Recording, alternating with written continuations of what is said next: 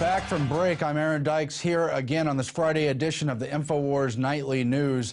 As you know, we've been trying to bring you more and more special coverage of stuff the mainstream media won't touch and stuff that even a lot of our longtime listeners are aware of but may have fallen off the path as far as specific details and putting the bigger picture together. With that in mind, we want to review some of Alex's first film, America Destroyed by Design, from 1997, where he covers the United Nations takeover of U.S. national parks and wildlife land, as well as parks throughout the entire world. It's all part of the larger Agenda 21 United Nations Biosphere takeover, where they're going to move populations away from those areas into concentrated cities and really restrict that usage for kind of the international scientific community's discretion. There are executive orders we're going to cover involving that. There's specific national monuments and World Heritage sites designated by UNESCO we're going to cover, and a whole lot more. The list is exhaustive. We're going to touch upon a lot of that tonight, but first, let's check out a clip from Alex's 1997 film. Our story starts in southern Arizona, where the UN is taking over. Just look at the size of this beautiful organ pipe cactus. And the biggest concentration of these in the world is now part of this 500,000 acre UN UNESCO environmentalist biosphere. Has nothing to do with the environment. It has to do with control of resources. Gorgeous. Just look at it. Look at the size of that thing. It's got to be, what, 40 feet tall? You're looking at the certificate of ownership of our national parks. So they started the precedent way back in 1968, and by 1976, the Organ Pipe Cactus National Monument was beginning to come under international control under the guise of environmentalism. But in 1996, you'll find teeth were added. Now we're fixing to go inside the main visitor center and talk to the head ranger and find out if he's aware of this massive loss of U.S. sovereignty.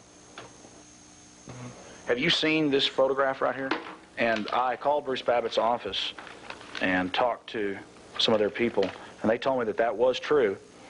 At Mammoth Cave, United Nations, a World Heritage Site, an International Biosphere Reserve, and they said, well, yes, and we took it down because people didn't like it.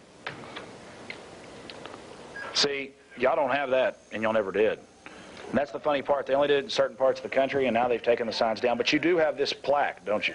You said you have a brass plaque? Right. Just like that one? Right. Well, parks have to respond to the local community, and I suppose people in the local community objected to those signs, and they complied with them by taking down the sign.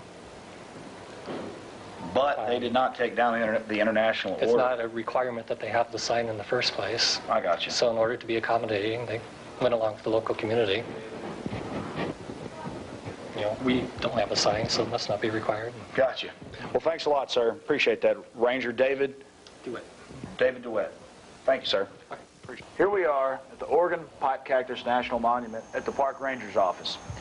And he told us that he didn't see a problem with the international designation.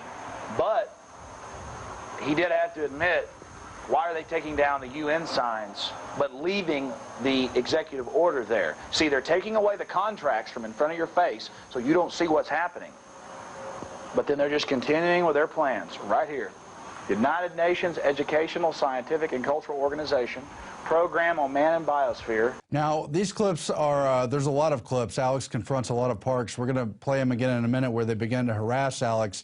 Now, what you're looking at is a international United Nations-based takeover of these lands through many layers. There are a lot of different agreements that factor into this.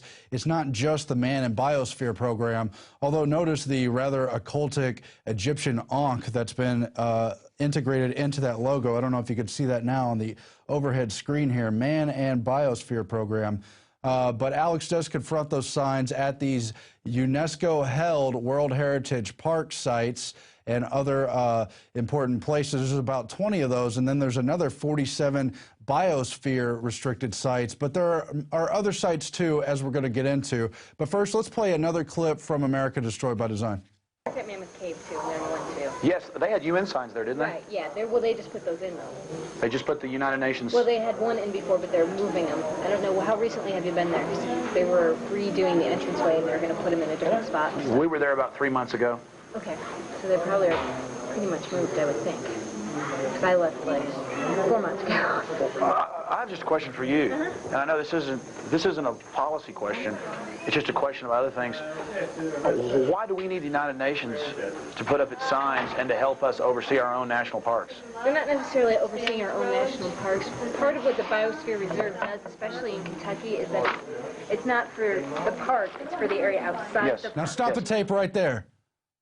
I stopped the tape right there because she said something very important. The United Nations designation over that park is not so much necessarily the park itself as for the land around it. That's because they have the core protected areas, but they also have other areas where they have restricted usage for humans and a further zone that they can restrict if they choose, if they deem that protected area to be in danger for a wide variety of reasons. There's a lot of tyranny that can open up through these layers of designation zones. That's something Michael Kaufman's covered too. We're going to get more into that. Play the clip again. Parks.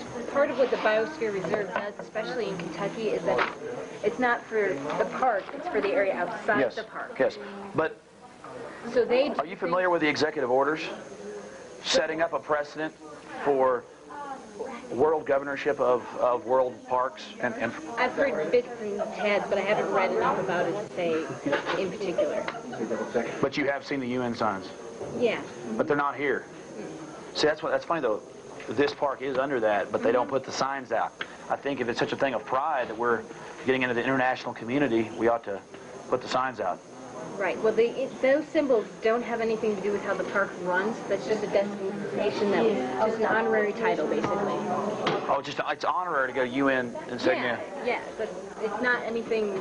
It helps us maybe get some grants with research and things like that, but that's all it does. It doesn't help control the park in any way. You mean international money coming in doesn't affect the way the parks would be run? It's for research and things like that. How does that affect the park? Well, how it affects it is researchers give recommendations to the parks and to the states, locales, and the federal government. Right. And by doing that, they are paying the researchers. That's the key. That's the keystone. That's the Trojan horse. Then they will give the information that the people. You probably heard the term. If you want a survey, you can pay for whatever you want. You tell them what you want in a survey. Yeah, I've heard that before. Because I really support the parks. I just feel like that I see too much big. I mean, I don't even mean corporations. I mean super old money banks in Europe and other places are really out for big land grabs, and they're instituting the policies. We're hearing it in the universities. It's almost fascistic measures sometimes. Is there anybody that I can, who will just tell me the same thing you did, but just where I can have a mic on and things? Well, we have a public affairs officer right here. Well, you heard me just ask him to just politely talk to a public affairs officer. We were sitting down for about 10 minutes with our cameras off and barely got a shot of her. That's why we had to freeze it. We only got about a half a second of her. She was very rude and drug me to the back and threatened to arrest me for dare to ask questions. Was I some type of terrorist? And you should have seen the monster they had in the back with us. This is all part of America. Yes, if you ask questions, you must be some type of weirdo. Now there you have a World Heritage Site sign, one of the 2 UN designations that the Grand Canyon has. And under these, I've already told you many times, the Executive Order 12,986, which turns over control to the international community as collateral on the national debt. I want to make a point. All the rangers and people we talked to up to the point at the office were very kind and polite and helpful. It was only the bigwigs, and they openly told us behind closed doors that they had heard about types like us that were asking questions about the UN. We have to be watched. And there you have it. Alex got himself in trouble with those little petty bureaucrats over asking questions about the United Nations. But what are we talking about here with these biosphere programs and the rest of it? We have a few articles to help point to that. The first, I believe, is Man and the Biosphere Program off of UNESCO's website, defining the program that started in 1971, 40 years out now. And it's an intergovernmental scientific program aiming to set a scientific basis for the improvement of the relationships between people and the environment globally. Sounds nice and friendly and like they want to protect wildlife By the way, the UNESCO founder, Julian Huxley, worked with Prince Philip and Prince Bernhard, the Bilderberg founder, and also a member of the Nazi Party to fund the World Wildlife Fund, which also works in concert with these groups. Now, who owns our biospheres and World Heritage sites? This is an article from Michael S. Kaufman, PhD. He's pretty much the leading figure when it comes to the takeover of American lands based on biological diversity. He first found out when he attended the Convention on Biological Diversity and really began to uncover the bankers' plan behind this takeover. You saw him in an Endgame, and I refer you to that for even more information on the Agenda 21 takeover and the attempt to confine human activity. But among other things, he says one only has to look at the Champlain Adirondack Biosphere Reserve in Vermont and New York to see how this would work. A parallel concept has actually been implemented since 1972 with the Adirondack State Park by New York State. Instead of the robust, thriving communities promised in U.S. MAB literature that's man in the biosphere program, the Adirondack economy has been devastated, culture and much of the infrastructure frozen in time, and the people repressed by a communal feudal land tenure structure where a non-elected, non-represented, NGO-controlled Adirondack Park Agency develops and enforces arbitrary and capricious regulations across multiple countries. And he gets into that after explaining how, yes, the United States did constitutionally agree to the World Heritage Treaty in 1972, as misguided as it may have been, as the Senate has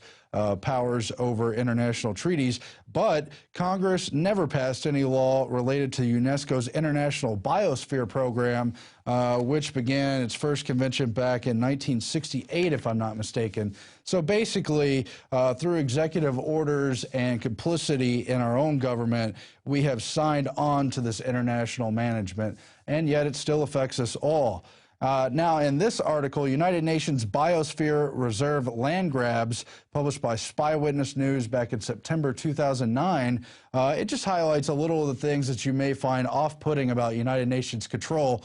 For instance, what do the Statue of Liberty, Independence Hall, and Monticello have in common?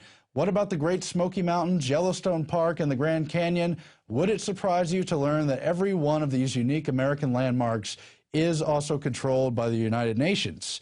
And it gets into more detail about the 72 World Heritage Treaty and the 68 UNESCO Biosphere Conference. It's amazing but true. Every one of the natural and historic treasures listed above, plus more than a dozen more in America, has been designated an official World Heritage Site by the United Nations Education, Scientific, and Culture Organization, UNESCO, headquartered in Paris, France. And there's a map just of those 20-some-odd World Heritage Sites. There's another 47 MAB Biosphere Reserve directory. But that is not all. There is also the International Union for Conservation of Nature and Natural Resources Organization, who put together the United Nations list of protected areas. This one is printed from 1997. They've been compiling this list since the early 60s and working on the biosphere designation since 1959 through various United Nations holding subcommittees. Now, this 1997 report lists about 12,000 protected sites throughout the world, including many in the United States. That's what's printed in this manual. And just for instance, I'll turn to Texas since I am familiar with many of those locations. And they get into all the different protected areas, and it is not just national parks. It also includes national forest. It includes national grasslands, natural landmarks, national parks, of course, in this case, Big Bend and Guadalupe Mountains National Parks. It includes national preserves. It includes national recreation areas. It includes national scenic rivers. It includes national seashores, such as the Padre Island National Seashore, really a very large area. It also includes the national wildlife refuges in Texas and all the other states listed here. It includes state natural area reserves and at least a dozen state parks, including near to Austin, the Bastrop State Park, Pedernales Falls State Park, and the others on this list. It also includes Wilderness Forest Service areas and more. And so that's 12,000 sites. That site list was updated in 2003, where it jumped from 12,754 sites on the 1997 list. I don't know if you could see this right here, to 2003, when more than 68,000 protected areas were listed with the IUCN and United Nations Protected Areas list. Such a large list that they couldn't even publish the actual locations. They're on a CD-ROM. Now, it's important to point out that this United Nations list of protected areas expanded from 12,000 sites to more than 68,000. They have different categories for the reasons they're managing the areas. It includes managed and maintained mainly for science, Category 1A, maintained mainly for wilderness protection, Category 1B, maintained for ecosystem and recreation, i.e. national parks, Category 2, maintained because it's a national monument, Category 3, to Category 4, where there's habitat and species management areas protected for conservation. And that becomes important because of stuff like this, Executive Order 13112, which defines protection for invasive species. However, many scholars have realized that the vague definition of invasive species can and has been used to curb human and domestic animal activity, i.e. reining in human population as well as its industry and agriculture, because it could include everything from domesticated livestock to pets, houseplants, front lawns, neighborhood golf courses, food crops, and even that adaptive, resilient species known as Homo sapiens. And so the Invasive Species Council is the type of entity that could use Category 4 habitat species management area, as they want to, as I pointed out before, under Agenda 21, concentrate the human populations. Again, that's something that Michael Kaufman, the expert, gets into. You also have Category 5, protected landscapes and seascapes, mainly for conservation and recreation. Then they point out, since 1997, they added Category 6, managed resource protected area managed mainly for the sustainable use of natural ecosystems. So there you have areas set aside just for so-called sustainability, a very important buzzword to all these United Nations treaties, from the 1992 Rio meeting and treaty to the Convention on Biological Diversity that Michael Kaufman covers, to the Agenda 21 stuff. And this other article out of Spy Witness talks about how the Global Biodiversity Assessment is 1,140 pages, Agenda 21's 300 pages, Our Global Neighborhood is 410 pages, and that's just a few of the agreements that outline this emerging international law based around sustainability and wildlife management that will have grave consequences on the development of human society. That is, in essence, why this is so important. That's why Alex covers it in his America Destroyed by Design film, as well as the seminal Endgame film.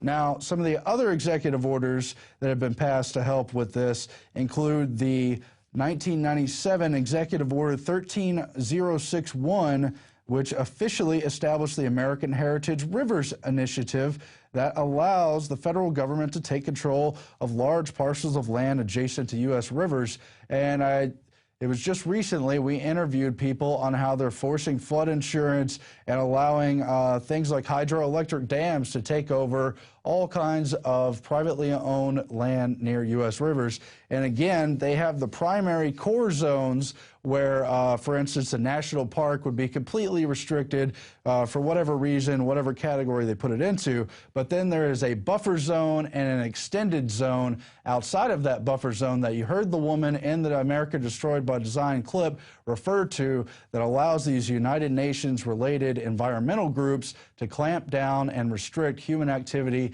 in the buffer zone and the extended zone. For instance, Kaufman breaks down how Yellowstone Park and the so-called danger to that park allowed them to close a coal mine that operated 150 years before the establishment of that park, and also allowed them to consider the park in danger because it has too many visitors, too many tourists.